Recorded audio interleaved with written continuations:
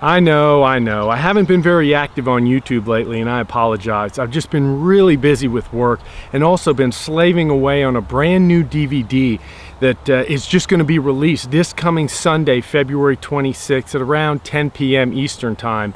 It's taken 3.5 years to make this thing, and I'm finally releasing my second DVD, so I really think you guys are going to enjoy it. In fact, you're going to be in for a real treat. So again, keep your eye on the YouTube channel. Like I said, this coming Sunday, around 10 p.m. Once the trailers go up on YouTube, you'll be able to order it from my website. I'm not going to spill the beans on what it is. You guys will get to see that for yourself. But that's all I'm going to say about that. I just got back from a work trip from where I went to Tucson, Arizona, and I had a little extra time, so I went and visited some museums, and I saw some really cool stuff out there. And of course, being a primitive archer, the one thing that really fascinated me was these tiny little stone arrow points that they had on display. I mean, they were tiny. Now, some of these arrow points are so small, they look almost like blowgun dart tips. How small? That small. Look at how small that thing is. This arrow point was a gift given to me by Sean Woods, fellow YouTuber. So if you guys have probably familiar with him, he's got a lot of great videos on his channel.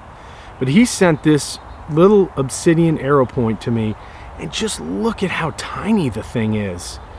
It's got, and also the thing is how finely made it is. It is just really finely made. It's got this needle sharp tip on it. Just minuscule flint knapping. Here's another one.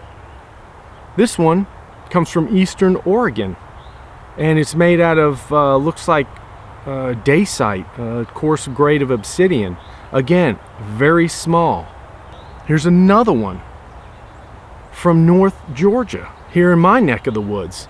This is a tiny little Mississippian triangle made out of black flint, and just so small it could fit on my thumbnail with room to spare.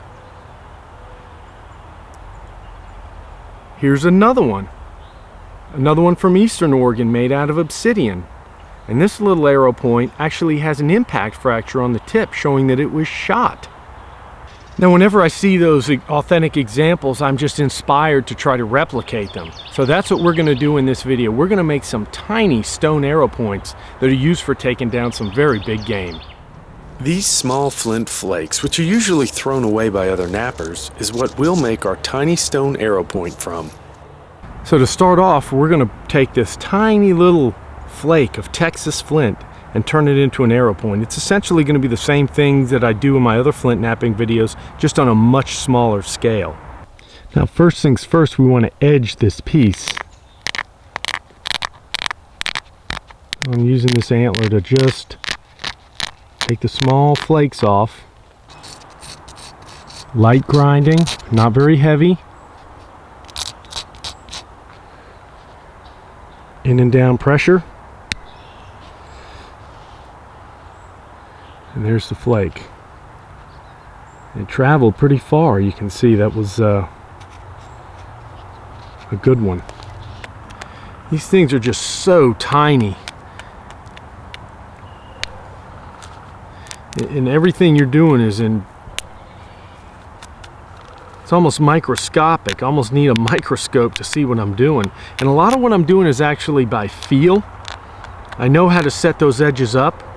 Once they're right, I can just feel the way they need to be, and then I press in and take the flake off. I had to switch to an even finer tool. That other one I was using was not sharp enough to get in here and do what I needed to do. Supporting these small points is critical when making them. Because these flakes are often quite thin, edge preparation is critical. Sharp tools are also a must, otherwise you'll snap the flake in half.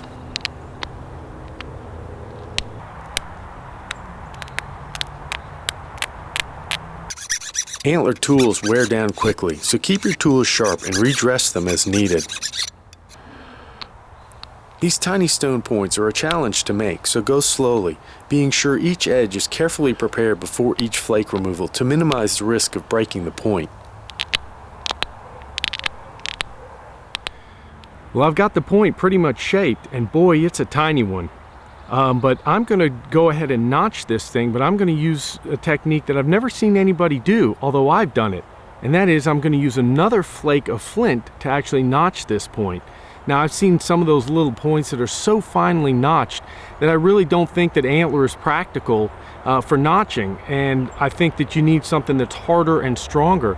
And the only other thing they could have used in prehistory was a flake of flint. So I'm going to give it a shot.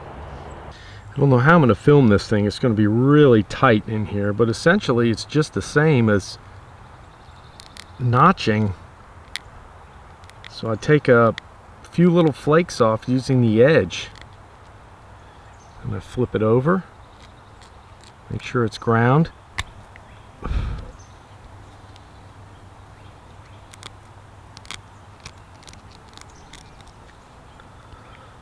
Flip it over, essentially holding it in between my hands and popping flakes off that way.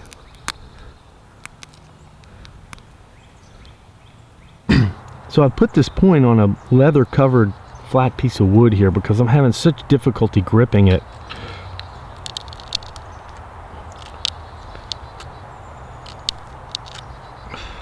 I don't know for certain if stone arrow points were notched this way, but some of them have such tiny fine notches and serrations that I have a sneaking suspicion that at least some were done this way. Very thin antler is just too soft to bring enough force to bear, making notching very difficult, if not impossible. Flint, on the other hand, works surprisingly well once you get the hang of it. So there it is. Look at that little guy. Notched it with a flint flake. Not something I've ever seen anybody do before. I'm going to finish it up and put the finishing touches on this thing, clean it up a little bit, and then she'll be done. I'm going to use a horseshoe nail because it is just getting so difficult to film. I can't hardly see what I'm doing.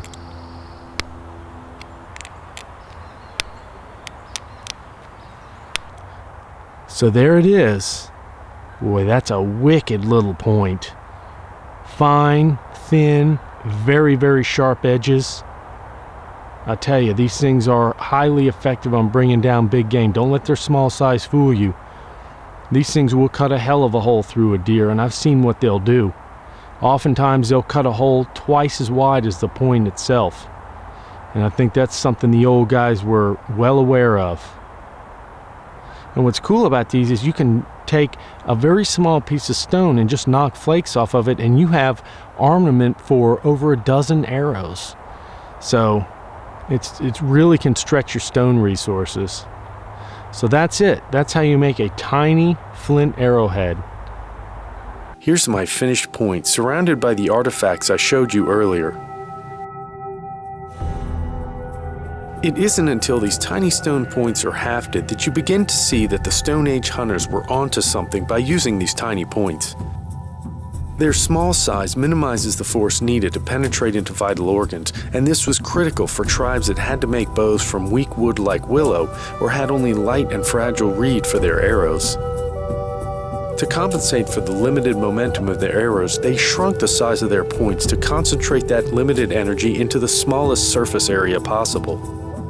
This allowed them to kill surprisingly large game with a seemingly underpowered weapon system.